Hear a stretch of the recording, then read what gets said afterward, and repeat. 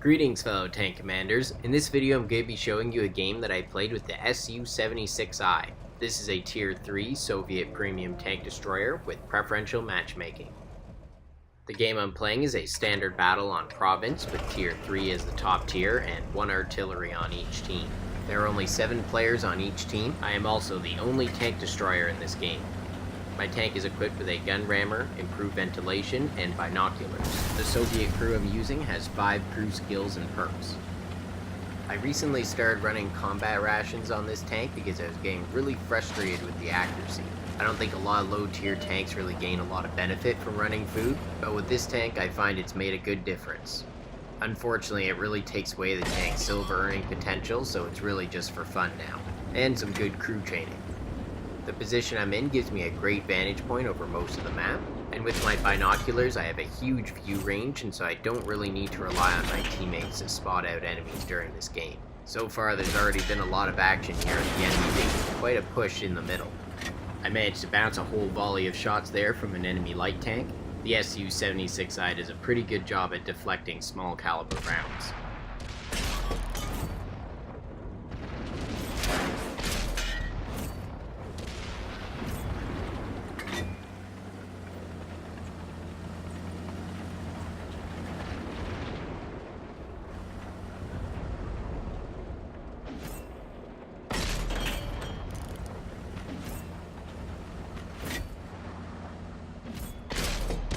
And that there gives me a Reaper streak for destroying 3 enemies in consecutive shells. That's already 4 enemies down in the first minute and a half of the game. You gotta love this low tier madness.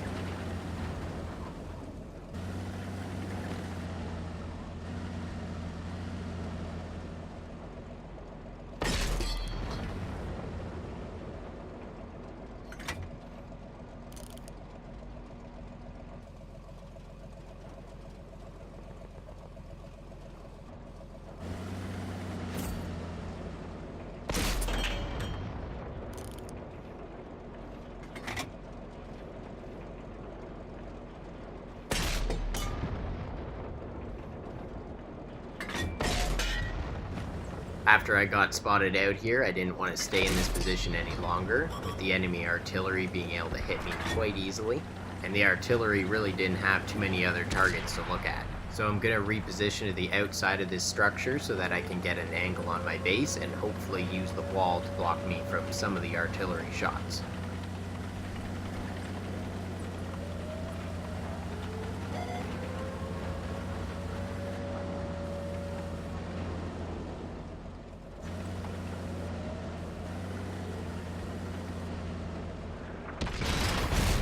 I didn't really position myself too well here, and the artillery got a pretty big hit on me.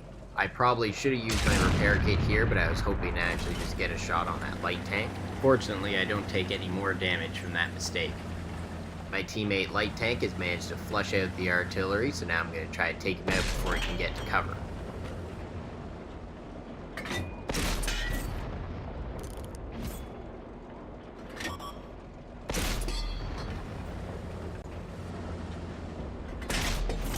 Oh yeah, it's nice to get the artillery out of the way, and now there's only 2 enemy light tanks left. This was not my finest leading here, and normally with a turretless tank destroyer I would have stayed against the wall, so that the light tank couldn't circle me, but this SU-76I has some pretty great mobility, and I end up being able to follow this light tank quite easily. Now there's only 1 enemy left, and my artillery's not in a proper position to cover me here. I used my repair kit there, and now it's time for ramming speed. That's an awesome finish to the game, and I managed to destroy all 7 of the enemies. Now let's check the post-game stats and see how I did. For this game I earned 11,000 silver without any multipliers, remembering that I did use a premium consumable though. I earned 5,558 experience, with 2,500 of that being from the interceptor op. In this game I dealt 1,004 damage, assisted with 89 damage, and destroyed 7 enemies while blocking 176 damage. This earned me High Caliber, Mastery Badge First Class, Top Gun, Ranger for destroying all enemy light tanks, and Eye for an Eye for killing myself and the enemy with the final ram. I placed at the top of my team, earning a base XP of 1,274. I managed to hit 12 of my 23 shots and penetrate 11 of those. Unfortunately, I didn't do much in terms of crew and module damage. I only injured the gunner and the driver in the enemy US Sexton 1. Well, that's all for this video. I hope you enjoyed seeing that fun game with the SU-76I. It was pretty cool to be able to destroy all 7 enemies in the game. And of course, what better way to finish off a game than with a ram kill?